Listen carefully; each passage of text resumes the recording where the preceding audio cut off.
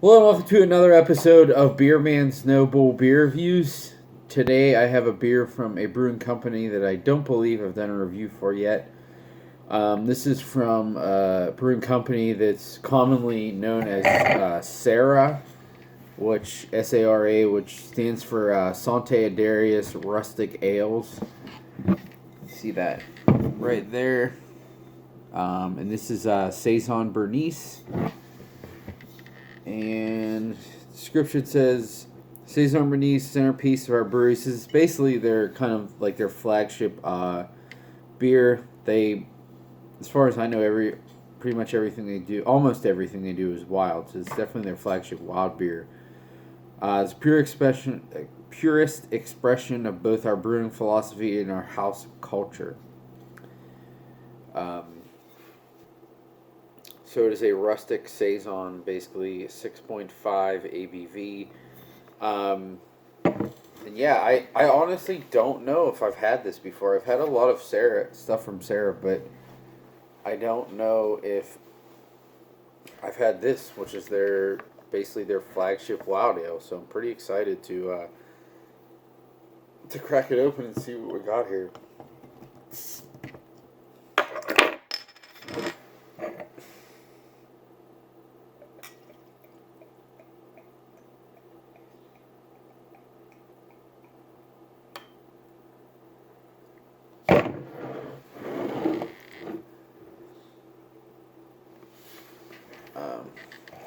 So you see it pours a darker golden color, almost an orange, with a somewhat rocky white head that's dissipating pretty quickly, to be honest. Oh, that smells great. So definitely the first thing I get is a lot of like vanilla oaky character. There's a lot of that like damp basement, like wet rock minerality. There also is something like a husky grain character that I would get out of like a really nice pilsner. And there's also a little bit of like a tropical fruit note too. It's kind of like peachy and like cantaloupe or melon. I don't know. It smells really nice.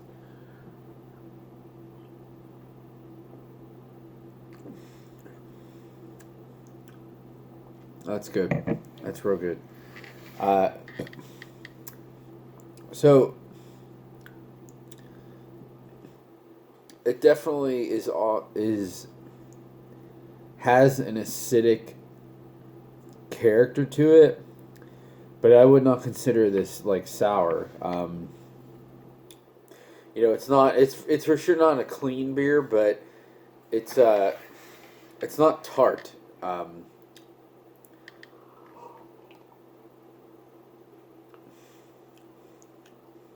Really nice, like leathery, apple skin notes.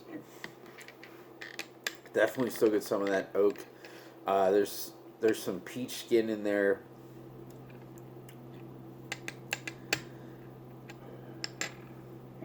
Yeah, I mean this is one of the more complex like barrel aged saisons I've had in a little while.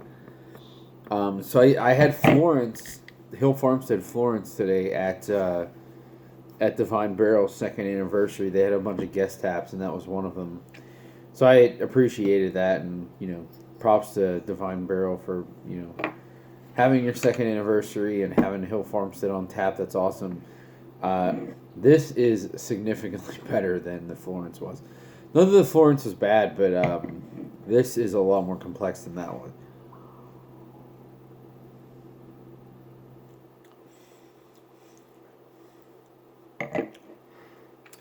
Definitely very minerally. There's a little bit of like a white wine character to it too. Uh, yeah, there's a lot of complexity in this,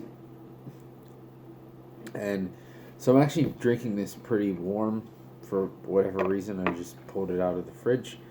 Uh, but I didn't end up drinking it for probably like 40 minutes. That's why it's kind of warmer. Which for stouts, that's definitely the way to go. For these types of beers, sometimes it works, sometimes it really brings out the acidity even more. Excuse me. If that is happening here, then that means the acidity when it's cold is like very low.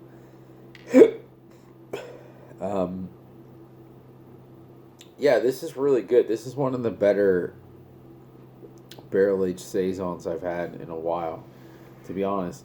And to think that this is like their flagship is kind of crazy, but at the same time, it's really not because, from what I've heard from the brewer, one of the Don't Drink Beer episodes, the owner / brewer was on that show.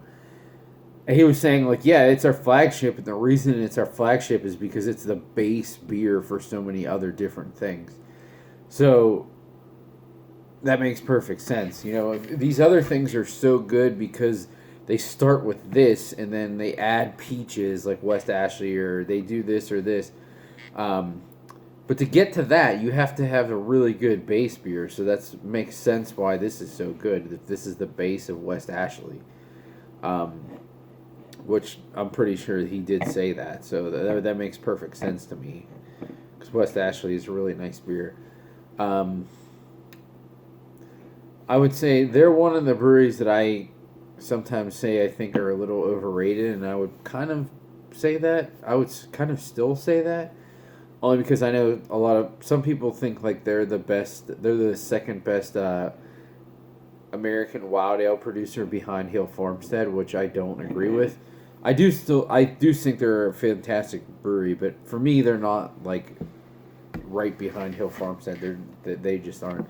I prefer like New Glarus and Funk Factory a little over these guys, but having this, it pushes them closer towards that conversation. So I do understand people's sentiment of that, and this one, since they've made this so many times and it's like their flagship, I definitely recommend trying to seek it out because it is really good.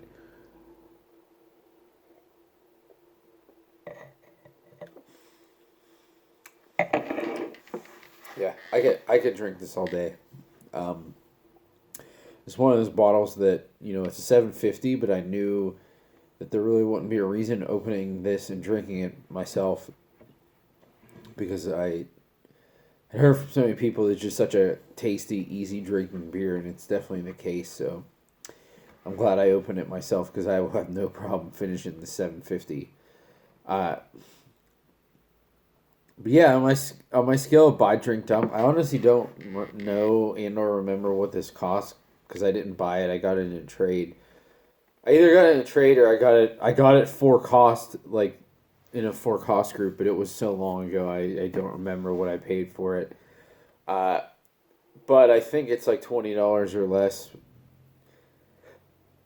which I don't really care about additives and fruit and whatever in beer. Like if it's good, it's good. So if it's people say, well, yeah, that one's cheaper because there's not a bunch of peaches in it. Well, I don't care. It's just as good as the one with peaches in it, so it's better because it's cheaper to me. I understand everyone has a different mentality on that, but this is definitely a buy for me. If I could get this on the shelf, I would buy this all the time. That's why there's a couple of certain Fauna Flora beers that I buy all the time because I can get them on the shelf, and this would be something similar to that. So I think that's all I got in this one, though. Please like, comment, subscribe. Let me know what you think, and I look forward to doing the next one. Thanks.